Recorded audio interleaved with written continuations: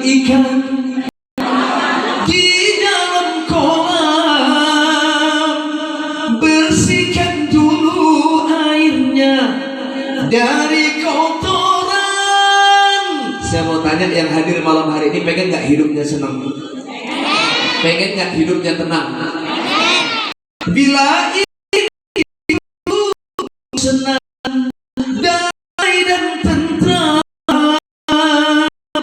bebaskan dulu hidup dari cilang. Ada yang tukang utang di sini? Tunjuk tangan, mana orangnya? Sekali lagi yang kompak ketika disebutkan nama Rasulullah. Kalau pengen kita nanti diakui menjadi umatnya, bukti kecintaan kita sebagai umat Rasulullah, memperbanyak sholawat.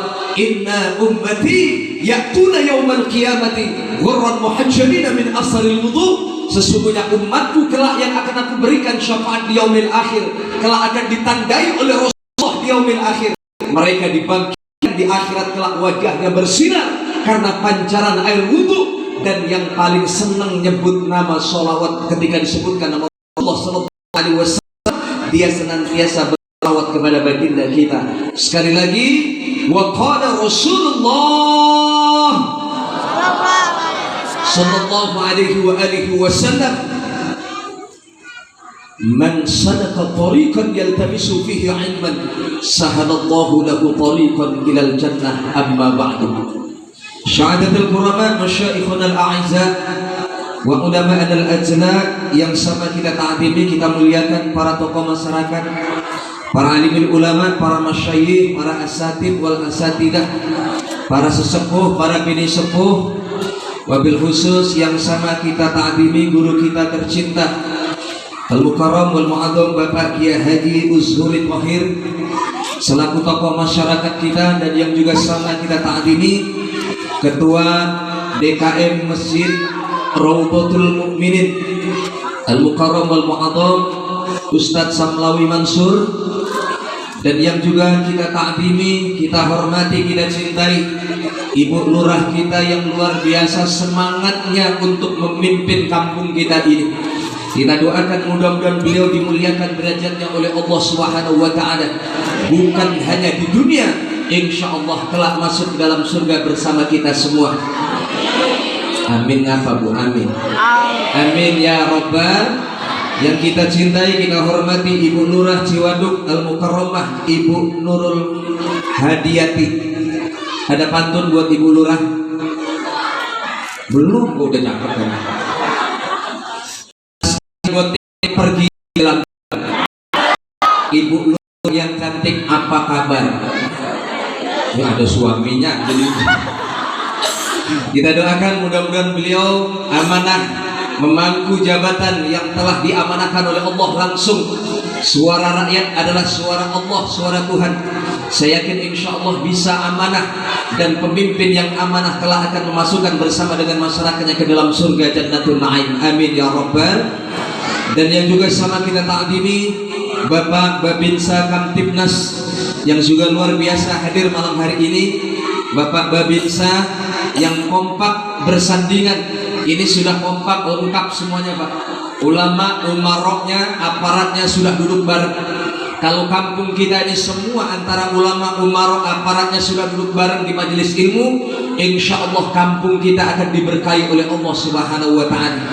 Mudah-mudahan budaya seperti ini senantiasa terjaga sampai kapanpun, insya Allah, termasuk generasi-generasi muda kita akan Allah jadikan asyubbanul yaum rijalul ghad, pemuda hari ini yang insya Allah akan menjadi penerus di masa-masa yang akan datang. Amin ya Rabbal. Dan yang juga sama kita ta'zimi Bapak RT dan RW lingkungan Kafling Blok F yang tidak tersebut namanya satu demi satu, mohon maaf karena nggak ada catatannya. Namun insya Allah tidak mengurangi rasa takdim dan hormat saya, wabil khusus kepada seluruh hadirin hadirat muslimin muslimat warga kampung Ciwaduk Blok F yang mudah-mudahan hadir dan kumpulnya kita insya Allah malam hari ini akan menjadi satu wasilah berkumpulnya kelak kita bersama Rasulullah di dalam surga. Amin ya Rabbal. Ya Rabbal. Baik, karena mengingat waktu sudah pukul 12 kurang 2 jam. Untuk itu supaya lebih efektif saya tidak akan berpanjang kalam, saya langsung tutup doa. Habis ini bareng-bareng kita makan. Setuju? Udah pada lapar atau belum, Bu? Udah pada lapar atau belum, Mbak? Ada pantun, ada ikan sepat, ikan gabus, berendamnya di air tawar. Cakep. Cakep ngapa gitu? Ada ikan sepat, ikan gabus, berendamnya di air tawar. Ceramahnya lebih cepat, lebih bagus. Sebab jujur perut Ustadz sudah lapar. Insya Allah saya nggak akan berpanjang kalam sampai jam 4 pagi nanti. Kuat? Kuat? Insya Allah. Hadirin hadirat jamaah sekalian yang dimuliakan Allah Subhanahu wa Ta'ala, malam hari ini kita memperingati satu peristiwa yang sangat bersejarah.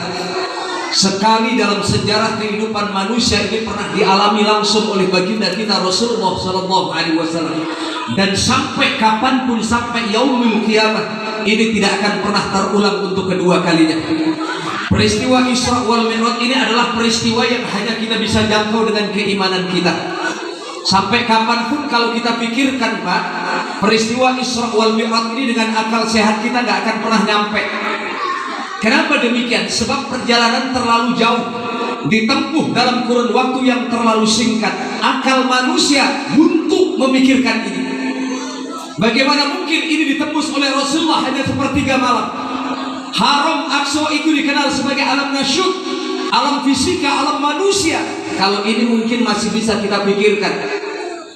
Tapi yang dahsyat adalah alam yang kedua. Ketika Rasulullah sudah menginjak alam yang kedua, yaitu alam malakut, dari Masjidil Aqsa sampai ke langit yang ketujuh, itu dikenal sebagai alamnya malaikat. Nggak mungkin manusia bisa nyampe ke langit yang ketujuh tanpa izin Allah. Bahkan puncak kedahsyatannya adalah ketika Rasulullah dari langit yang ketujuh masuk ke dimensi alam yang disebut dengan alam lahud, alam ketuhanan, alamnya Allah. Dari Sidratul Muntaha, Mustawa, sampai dengan arusnya Allah, itu alamnya Allah. Jangankan manusia, malaikat Jibril nggak sanggup menembus arusnya Allah. Maka dalam sejarah peristiwa Isra wal Mi'raj, malaikat Jibril itu menemani, mendampingi Rasulullah hanya sampai batas langit yang ketujuh. Dari langit ketujuh sampai arusnya Allah, Rasulullah berjalan sendiri. Dan itu dalam sebuah riwayat Rasulullah harus menempuh 70 hijab lagi untuk bisa mencapai arasnya Allah. Satu hijabnya itu ditempuh dalam kurun waktu kurang lebih dalam perjalanan manusia itu sekitar 300 perjalanan normal alam manusia. Itu satu hijabnya. Kalau 70 hijab berarti berapa ribu tahun yang dibutuhkan oleh Rasulullah untuk berjumpa dengan Allah. Mi'raj nggak mungkin sepertiga malam Rasulullah bisa menembus arusnya Allah. Makanya akal kita nggak akan pernah sampai, Pak. Ini harus kita sikapi dengan keimanan kita. Maka saya yakin dan husnuzon, siapapun yang setiap tahun memperingati peristiwa Isra wal Mi'raj, menandakan iman kita adalah iman yang begitu luar biasa di hadapan Allah Subhanahu wa Ta'ala. Makanya mohon maaf, ada satu golongan yang percaya Isra wal Mi'raj itu dilakukan oleh Nabi hanya ruhnya saja, jasadnya nggak ikut. Ada satu pendapat lagi yang mengatakan Rasulullah itu Mi'raj menghadap Allah hanya melalui proses mimpi. Dua-duanya ini dibantah langsung oleh Allah Subhanahu wa Ta'ala pada pembukaan surah Al-Isra, diawali dengan kalimat Subhanalladzi asra bi'abdihi. Kalimat bi'abdi itu menandakan bahwasanya yang Mi'raj menghadap Allah itu bukan ruhnya Nabi saja, atau bukan melalui proses mimpinya Nabi saja, melainkan jasad dan ruhnya Nabi ikut langsung menghadap Allah Subhanahu wa Ta'ala. Seandainya hanya ruhnya Nabi saja, maka kalimatnya Allah akan menggunakan Subhanalladzi asra bi ruhihi, bukan bi'abdihi lailan. Disinilah ayat seolah-olah Allah akan menunjukkan yang bertemu dengan Allah di arasnya Allah itu bukan ruhnya Nabi saja, melainkan jasad Nabi, ruhnya Nabi secara sadar itu menghadap Allah Subhanahu wa Ta'ala. Ini kalau saya ceritakan peristiwa Isra wal Mi'raj sampai pagi nggak selesai. Hadisnya saya baca itu berlembar-lembar. Namun intisari dari peringatan Isra wal Mi'raj adalah turunnya perintah yang sangat mulia yang dikatakan sebagai sayyidul ibadah, puncaknya ibadah. Dari setiap ibadah yang Allah perintahkan kepada kita, yang tidak lain adalah turunnya perintah sholat 5 waktu. Turunnya perintah sholat 5 waktu. Bukan 5 waktu, 50 waktu. Ingat pertama kali sholat Allah turunkan kepada Rasulullah waktu Mi'raj menghadap Allah, itu bukan 5 waktu, melainkan 50 waktu. Sebelum kita bahas ini Bapak Ibu sekalian, saya mau tanya, seandainya perintah sholat itu sampai di kampung kita ini, bahkan sampai kita mengalami sholat 50 waktu dalam satu hari, jujur jawab, Bapak Ibu sanggup apa enggak? Ibu sanggup enggak sholat 50 waktu sehari? Bu Lurah sanggup? Enggak sanggup. Kalau 50 waktu dalam satu hari, kalau dipukul rata 24 jam, berarti sama dengan per 5 menit sekali kita mengerjakan ibadah sholat. Bayangin Pak, Bu, ibu-ibu pagi-pagi mau nyiapin masakan buat suami, baru manasin kompor, baru nyalain kompor, Allahu Akbar, Allahu Akbar, matiin kompor, nggak jadi masak sholat dulu. Suami juga begitu, mau berangkat kerja baru pakai kaos kaki, Allahu Akbar, Allahu Akbar, nggak jadi lepas kaos kakinya berangkat sholat. Bu Lurah sama Pak Lurah ngumpul malam-malam di kamar mau bikin anak, baru memegang tangan doang, tiba-tiba Allahu Akbar, Allahu Akbar, nggak jadi berangkat sholat. Nyaris kita nggak bisa ngapa-ngapain kalau 50 waktu itu perintahnya datang kepada kita. Maka jujur saya sampaikan, kita ini punya hutang jasa kepada Nabi Musa alaihissalatu wassalam. Berkat jasanya Nabi Musa, sholat yang pertama kali turun perintahnya 50 waktu, itu dikorting menjadi 5 waktu. Nabi Musa itu kepo ketika Rasulullah menghadap Allah, turun membawa perintah 50 waktu, dihadang oleh Nabi Musa di langit yang ke-7. Apa pertanyaan Nabi Musa kepada Rasulullah? Ya Muhammad, ma amara rabbuka ala ummatu, apa yang Allah perintahkan kepada engkau dan umatmu? Dengan polosnya Rasulullah menjawab, khamsina sholatan, Allah perintahkan untuk aku dan umatku mengerjakan sholat 50 waktu dalam satu hari. Dengan tegas Nabi Musa mengatakan, irji' ala rabbuka ya Muhammad, kembali kepada Allah, mintalah keringanan, jangan 50 waktu. Demi Allah umatmu nggak akan sanggup mengerjakan 50 waktu. Nabi Muhammad itu adalah Nabi yang paling tunduk dan patuh kepada perintah Allah, sampai-sampai Rasulullah itu lupa umatnya sanggup atau enggak mengerjakan 50 waktu, main bawa aja perintah 50 waktu. Diingatkan oleh Nabi Musa, umatmu nggak akan kuat Muhammad, kalau engkau mungkin mampu, tapi kalau umatmu nggak akan sanggup. Bahkan bayangkan Bapak Ibu sekalian, Rasulullah itu kalau sholat kakinya sampai bengkak-bengkak karena saking lamanya sujud Rasulullah. Setiap gerakannya itu mengandung doa yang luar biasa sampai meneteskan air mata Rasulullah. Gak heran Rasulullah itu kalau sholat sampai bengkak kakinya. Walaupun saya juga tahu di Blok X itu banyak yang kakinya pada bengkak, cuma saya nggak tahu bengkaknya kenapa. Ada yang bengkak karena kelamaan sujud, ada di sini. Irji' ala rabbuka ya Muhammad, kembali kepada Allah, minta keringanan, jangan 50 waktu. Akhirnya dikorting sama Allah, turun lagi perintahnya 40 waktu. Ditanya sama Nabi Musa, kam ya Muhammad, berapa Muhammad? 40 waktu wahai Musa. Irji' ala rabbuka ya Muhammad, minta lagi, jangan 40 waktu. Umatku yang besar-besar saja gak akan sanggup melaksanakan sebanyak itu, apalagi umatku yang kecil-kecil. Kembali lagi minta kepada Allah, turun dikorting lagi menjadi 30 waktu. Dicegat lagi sama Nabi Musa, kurang Muhammad, minta lagi keringanan kepada Allah. Bolak-balik Rasulullah menghadap Allah untuk keringanan sholat ini, sampai akhirnya 5 waktu dalam satu hari. Alhamdulillah. Itu jasanya Nabi Musa. Apa kemudian Nabi Musa diam Pak? Enggak. Berapa Muhammad? 5 waktu dalam satu hari. Dengan tegas apa kata Nabi Musa? Irji' ala rabbuka ya Muhammad, kembali minta keringanan kepada Allah, jangan 55 waktu dalam satu hari. Sebab aku yakin masih banyak nanti umatmu yang meninggalkan perkara sholat 5 waktu? Sekarang tolong jawab dengan jujur. Jangan ada dusta di antara kita. Kayak judul lagu ya. Ada nggak yang hadir malam hari ini yang sholatnya masih bolong-bolong? Nggak ada. Sekarang saya tanya yang kedua, kekhawatiran Nabi Musa terjadi nggak di zaman kita? Aku yakin wahai Muhammad masih banyak umatku yang melalaikan sholat 5 waktu. Terjadi nggak di zaman kita? Tolong jawab, ngaku. Lebih baik ngaku daripada bohong dosa. Siapa yang sholatnya masih suka bolong-bolong? Ini nggak mau tunjuk tangan, malu mau tunjuk tangan, udah benar semua sholatnya. Pertanyaannya saya ubah, siapa yang sholat subuhnya suka kesiangan? Satu, ayo ngaku, gentle berarti. Ada? Dua, ngaku. Itu paling berat yang namanya sholat itu sholat subuh, bener nggak? Subuh kesiangan, duhur kerepotan, asar di perjalanan, maghrib kecapean, isya. Sampai sering disinggung sama tim hadroh ibu-ibu. Subuh kesiangan, duhur kerepotan, asar di perjalanan, maghrib kecapean, isya. Ngaku akhirnya. Berarti benar yang disampaikan Nabi Musa. Aku yakin Muhammad 5 waktu masih banyak bolong-bolong nanti umatmu mengerjakan ibadah sholat.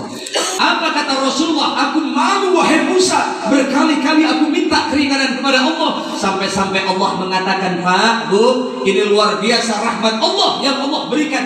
Tidak kepada umat-umat yang lain kecuali umat baginda kita Nabi besar Muhammad Sallallahu Alaihi Wasallam. Apa kata Allah kepada Nabi Muhammad? Muhammad, 50 waktu aku ringankan menjadi 5 waktu. Ketahuilah wahai Muhammad, 1 waktu umatmu mengerjakan ibadah sholat, maka aku akan berikan pahala sebagaimana mereka mengerjakan sholat sebanyak 10 waktu. Berarti kalau 5 waktu kita mengerjakan sholat dalam 1 hari, berarti sama saja kita mengerjakan sholat 50 waktu. Luar biasa. Bahkan saking pentingnya ibadah sholat, itu amalan yang pertama kali nanti dihisab di yaumil akhir. Allah tidak menghisab puasa kita. Allah tidak tanya berapa kamu sedekah jariyah untuk masjid. Yang pertama kali nanti dihisab di hadapan Allah, awwalu ma yuhasabu bil 'abdu yaumil qiyamah as-shalat.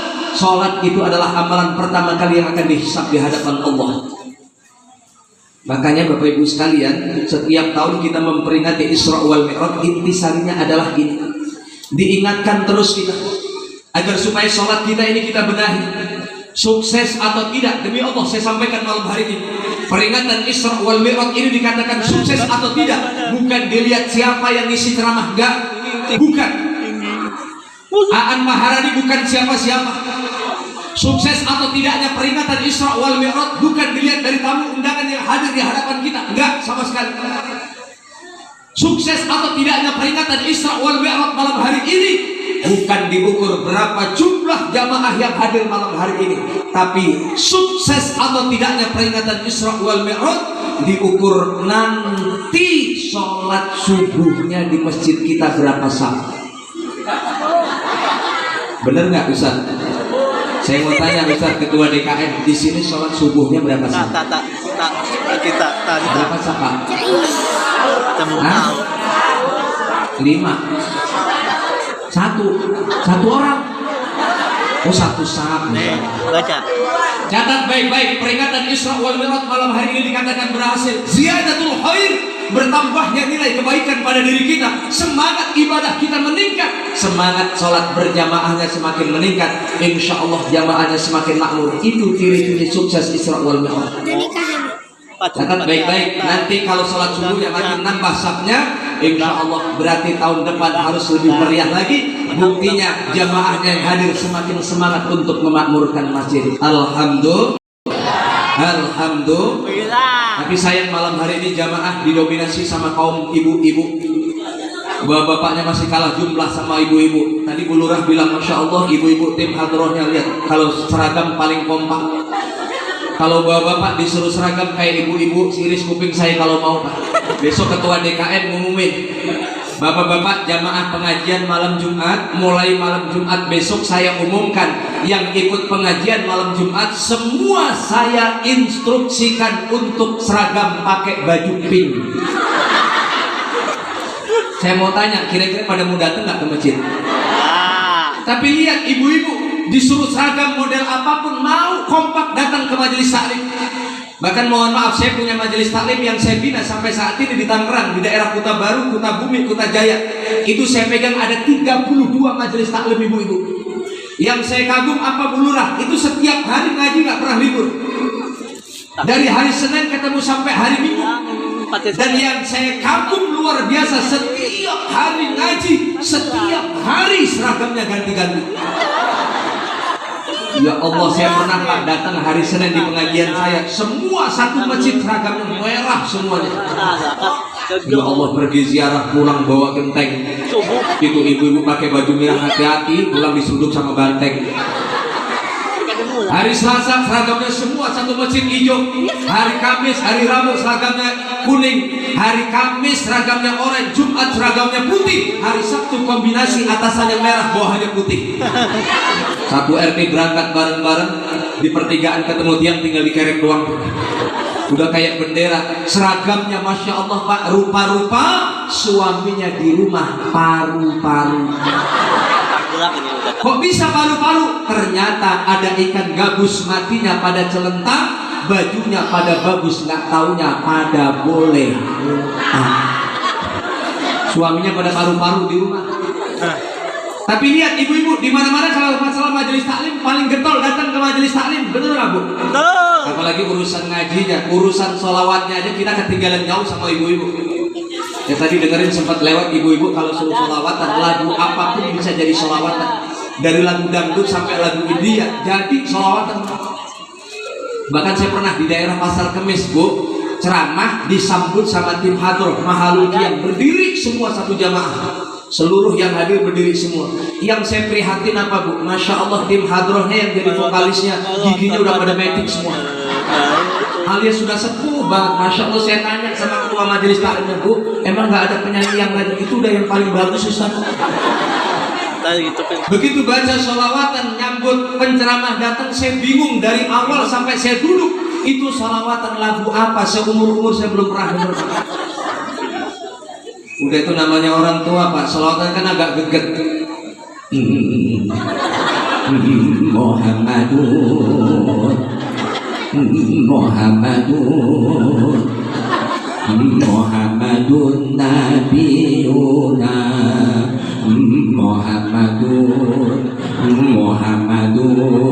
Muhammadun Habibuna. Tangannya diangkat semua Bu, yuk. Iwak peyek. Ya Allah, ternyata lagu Iwak peyek buat sholawatan. Saya mikirin aja dari tadi itu lagu apa. Itu biasanya nyamper majelis taklim kampung sebelahnya nggak mau kalah saing. Akhirnya ikut-ikutan, kita jangan kalah saing sama ibu-ibu. Yuk kita sholawatan, kita modifikasi. Ya Allah Pak, Bu, lagu dangdut dipakai buat sholawatan enak banget. Ya Rasulullah, salamun alaihi, ya Rafi'a sya'ni wal taraji, al-fatayyaji, ya uhailan nujum. Udah sampai situ aja, jangan diterusin. Joget semua nanti. Lagu kereta malam jadi sholawatan. Kampung sebelahnya nular, nggak mau kalah saing juga. Ya Allah, lagu Melayu Pak dipakai buat sholawatan, sering kita dengar. Ya Rasulullah, salamun alaihi, ya Rafi'a sya'ni wa taraji, al-fatayyaji. Ayo keluarin suaranya. Ya uhainan. Enak gak Bu? Enak. Kampung sebelahnya udah kehabisan lagu. Ya Allah, semua lagu udah dipakai sama majelis-majelis taklim sebelahnya. Yang paling pojokan bloknya dia bingung sholawatan pakai lagu apa, semua lagu udah dipakai. Akhirnya di hadrohnya rembukan musyawarah. Ayo kita modifikasi lagu sholawatan kita supaya banyak jamaah yang mau datang. Begitu usul, tim ketrek yang megang ketrek kan dia usul. Bu Ustazah, saya usul. Lagu apa Bu? Ada lagu nih yang belum dibawain sama kampung sebelah. Lagu apa? Lagu judulnya Jablay. Jangan salah, ternyata tuh enak Pak buat sholawatan dan sering kita dengar lagunya. Ingat? Lagunya lagu gimana lagunya? Ya Rasulullah salamun alaik ya rafi'an syani wa taruji afatan ya syiratan alani ya muhilan judi wa karami la layla layla layla panggil aku. Jablay. Siapa yang ngomong Jablay itu? Ngomong Jablay sambil ngotot ke ustadznya lagi.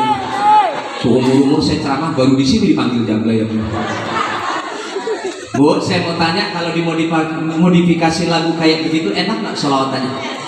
Ya. Datang kelompok sebelah yang dikit-dikit bid'ah, sesat, nggak boleh sholawatan model begitu. Emang Nabi pernah mencontohkan sholawat di lagu-lagu model kayak gitu? Nggak usah dijawab pakai dalil Pak, kelamaan. Kadang-kadang orang model kayak gitu kita kasih dalil dia nggak ngerti. Karena apa? Belajarnya cuma lewat taba, yatubu, youtuban. Gitu. Belajarnya nggak pernah mondok, nggak pernah pesantren, tiba-tiba jadi kiai, jadi ustaz. Ini hati-hati. Dalam kitab Ta'alimul Muta'alim dikatakan man ta'allama al-ilma bila syaihin fa syaihu syaitan. Barang siapa yang menuntut ilmu tanpa didampingi oleh seorang muallim, seorang guru, maka bersiap-siaplah setan yang akan menjadi guru mereka. Kenapa demikian? Sebab setan itu paling senang lihat orang bodoh lagi belajar. Dibuat salah dalam menafsirkan ayat, dibuat salah dalam menafsirkan hadis, sehingga menafsirkan ayat Quran seenak jidatnya sendiri. Ini muncul zaman sekarang. Orang jadi kiai instan. Amaliyah orang yang dari dulu kita jalankan. Orang maulid Nabi dibilang katanya sesat masuk neraka. Bilang sesat masuk neraka di hadapan kita. Saya tanya, kira-kira kita semua terima apa enggak? Dia bilang sholawatan model begitu kan nggak boleh, kan nggak pernah dicontohin Nabi. Nggak usah dijawab pakai dalil Pak Bu. Bilang aja begini Bang, kalau ente nggak seneng sholawatan model kayak kita, ya udah ente sholawatan nggak usah pakai lagu. Iris kuping saya ngumpulin majelis taklim satu kampung, sholawatan nggak pakai lagu kalau ada yang mau datang ke majelis taklim. Dihidupin speaker dia sholawatan nggak pakai lagu, ngagetin orang. Sholatullah, kalamullah, ala toha, Rasulillah. Kata orang yang lewat musola itu orang lagi ngapain ya? Ibu kalau dipanggil sholawatan model kayak gitu mau nggak datang ke majelis taklim? Nggak mau. Tapi kalau datang pakai sholawatan kayak tadi kan semangat kita. Ya Rasulullah salamun alaihi yarfi'a sya'ni wa taruji. Tapi biasanya kalau di kampung-kampung sholawatan model zaman dulu. Bu, salatullah salamullah ala toha, salatullah salamullah ala yasin. Ya Allah, 1 jam dipanggil nggak datang-datang. Akhirnya diterjemahin pakai bahasa Indonesia. Ibu-ibu sekalian, hari ini janganlah kita lupakan, sebab itu yang nyesek apa Bu? Rumahnya mepet sama masjid sama musola, setiap ada majelis taklim nggak pernah mau datang ke majelis taklim. Ada yang model begitu. Malam ini datang nggak orangnya? Yang mana orangnya? Ibu ustazahnya udah manggil pakai sholawatan nggak datang juga. Ya Allah, yang di samping masjid rumahnya bukannya datang ke majelis taklim, yang nyuci, yang masak. Udah itu cuciannya banyak numpuk. Ya Allah, namanya kena sebut Bu. Biasanya kan ibu-ibu kalau ngaji ke majelis taklim disebutin satu-satu namanya. Ayo Nyak Robiah, Nyak Romlah, Nyak Siti, Nyak Nur, hari ini kita ngaji. Ayo pada kumpul ke majelis taklim. Ibu-ibu sekalian, hari ini pengajian, janganlah kita lupakan, sebab itu Tahu nggak yang cuciannya banyak tapi nyaut? Gua juga udah tahu hari ini pengajian, tapi gua lagi repot di rumah banyak. Red. Ada yang begitu ibu? Ada. Makanya Bapak Ibu sekalian jangan dianggap remeh kita duduk di majelis taklim seperti ini. Rasulullah menyampaikan, man sadaka tariqan yaltamisu fihi ilman sahalallahu lahu tariqan ilal jannah. Barang siapa yang meringankan langkah kakinya datang ke majelis ilmu, tidak ada niatan yang tertanam pada dirinya kecuali hanya karena Allah Subhanahu wa taala, maka apa janji Rasulullah untuk kita malam hari ini kelak nanti di akhirat? Sahalallahu lahu tariqan ilal jannah, maka Allah kelak akan ringankan langkah kaki kita masuk ke dalam surga Jannatul Na'im. Amin ya rabbal alamin. Ya rabbal alamin. Saya mau tanya semua yang hadir, pengen gak masuk surga? Kalau pengen yang keras jawabnya. Pengen gak semua masuk surga? Pengen. Kalau pengen jawab sekali lagi, emang pantas? Bapak Ibu pantas gak kira-kira masuk ke dalam surga? Dosa ibu sedikit apa banyak? Nabi Adam dulu bapak moyang kita sebelum Allah usir dari dunia, dari surga pindah ke alam dunia, pernah punya salah. Berapa salahnya Nabi Adam Pak? Enggak banyak, cuma satu. Wa qulna ya Adam uskun anta wa zawjuka al-jannah wa kula minha ragadan haitsu syi'tuma wa la taqraba hadhihi asy-syajarata fatakuna min adh-dhalimin. Allah perintahkan kepada Nabi Adam, Adam masuklah engkau ke dalam surga, makan minum sepuasmu di dalam surga ini. Pesan Allah cuma satu, wa la taqraba hadhihi asy-syajarah, jangan sekali-kali engkau makan buah khuldi ini. Mendekati saja nggak boleh, apalagi makan buahnya.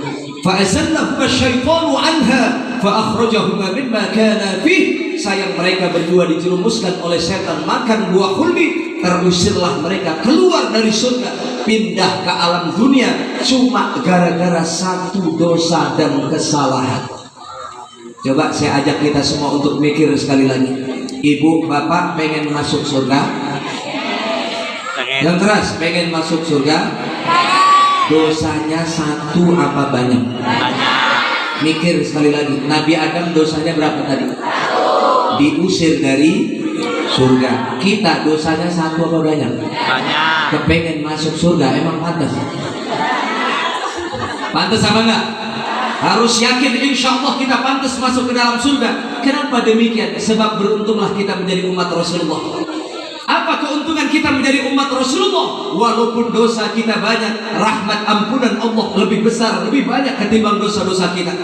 Walaupun kesalahan kita banyak, namun insya Allah kalau akan ditutup oleh syafaat Rasulullah SAW.